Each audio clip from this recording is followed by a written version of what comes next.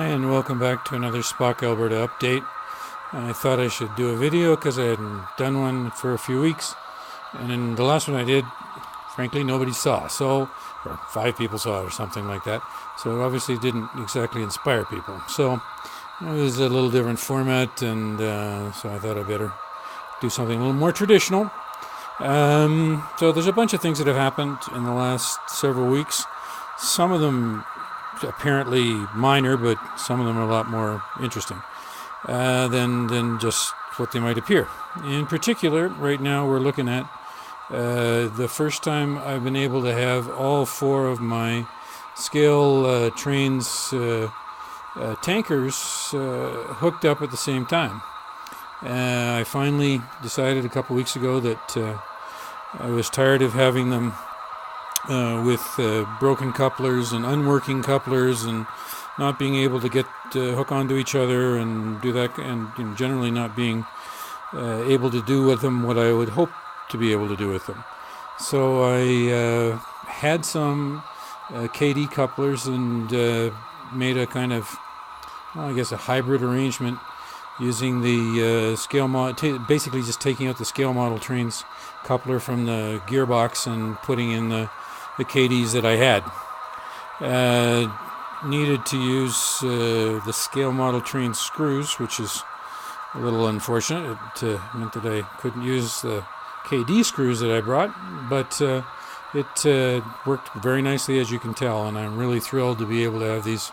The cars are beautiful. It's just the couplers that I've been able have not worked out very well for me.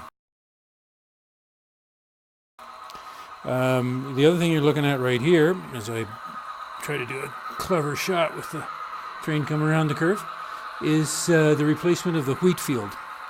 When I did the reorganization of the front to the back, as in my last video, that meant that it became fairly apparent that the wheat field module had warped. This is because I use fiberboard or foam board or whatever, which has paper on either side of the foam. When you paint it with acrylic paints or you use a lot of white glue which has water in it, the result is that the paper shrinks and the foam board warps, if you're not very careful. So this was, I was going to build this, so the idea was to rebuild this model. So it's been done by using multiple layers of foam board, and the decoration, or if you will, the grass and flowers and things like that, as you can see, which has turned out quite well, is done by using spray glue rather than paint as I used before. This is eventually going to be a beach area once I get some beach figures from my the Woodland Scenics or Pricer, and they'll go into there, probably some more trees, and definitely going to try and do some tall grass or bulrushes on the edge of this river.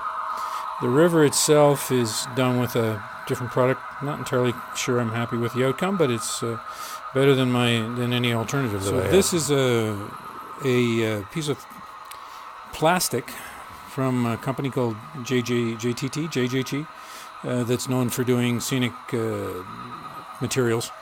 This was my first attempt to paint it and see if painting it would work, but that did not work very well. It's a thin piece of plastic, as you see here, and it has bumps on the one side that's supposed to represent slowly flowing or water. So it has texture.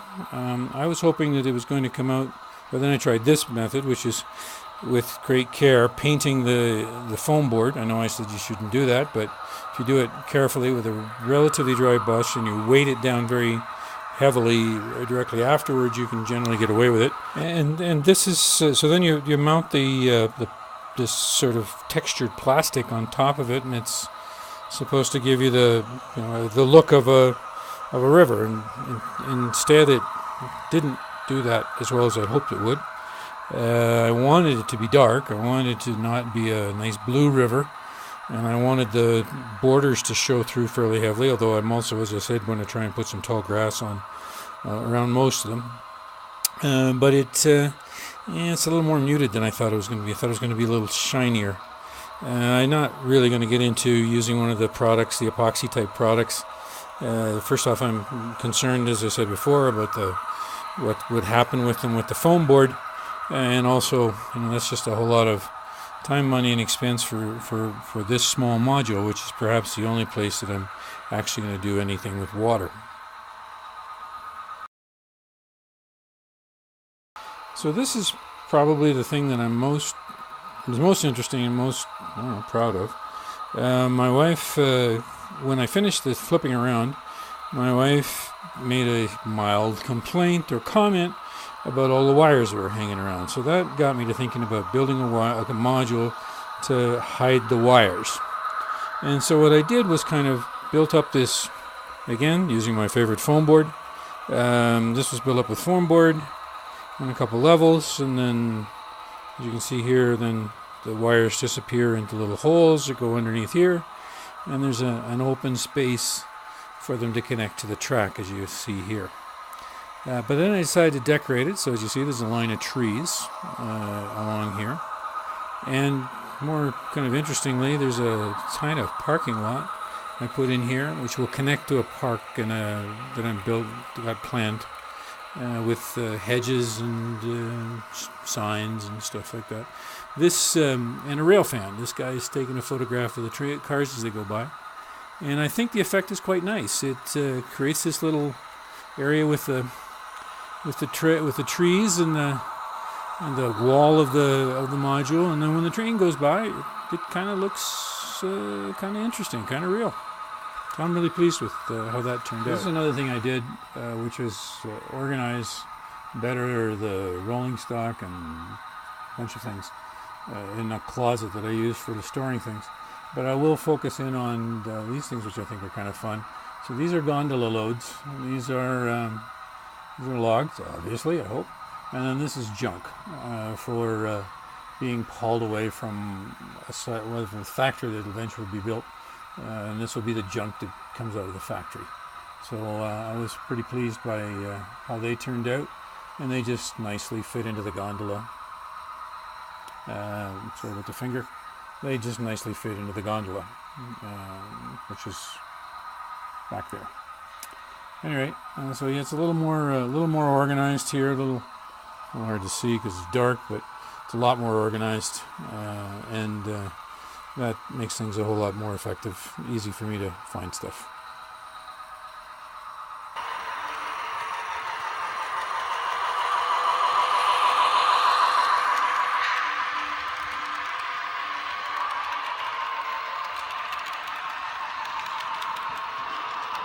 So the last thing I've been doing is adding a bunch of figures to the layout. Not as many as I want or eventually will finish. These two guys are one of those relatively inexpensive packages that I find at local hobby or paper stores.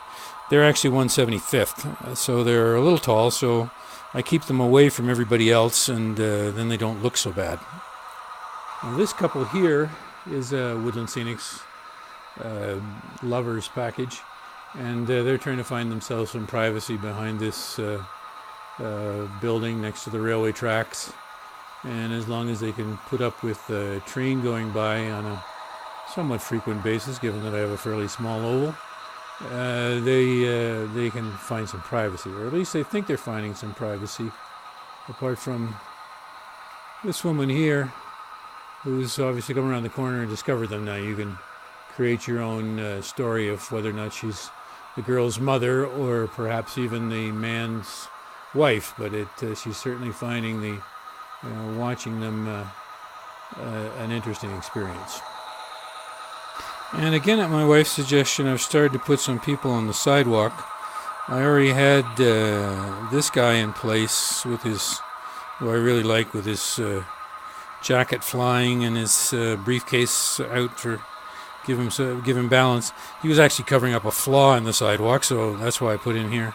So I've started to put a few more figures around, and this is going to be, this area here is going to eventually be where my passenger station is, and so it's going to have a lot of people hanging around, And so I just kind of started it with this guy who's turned to walk off the sidewalk and into the area where the passenger train is going to come in. And lastly, and I'm actually semi-proud of this, these are a series of signs that I got from a European kit that these are supposed to be the signs that Europeans use to mark as you're coming up to a level crossing. And so I put these here along this road, not because they're coming up to a level crossing, but because it tells me where there's a block barrier. And this is gap track right here at the one between this place where I can allow this train shed where I allow some trains to park even while I'm running other trains. There's a switch over the other side that controls it. Anyway, and I kept having to guess where the mark was, considering that my usual control position is all the way over in that corner. So these guys, I don't know why I'm so proud of him, but I thought it was interesting to reuse these European road markers, and they give me a 4-3-2 better stop now positioning for my for trains which are live, so they don't get stuck on the dead track. So that's about all for now. Next up on the to-do list are the tufts of grass that I'm going to put around the river here, and I'm also going to put some tufts of grass in this kind of wasteland over here where the grain installation is. One of the grain installations is partly to hide some flaws that nobody will notice if there's something to distract them. And then the next job is this one, which is the fuel storage, Walters, fuel supply company, Walters kit that I was given for Christmas, and looking forward to getting on the layout.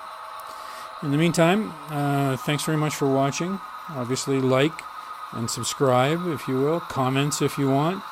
Is this thing coming together or not? I'm soon coming up on the 1-year anniversary of working on this, and I would appreciate some feedback.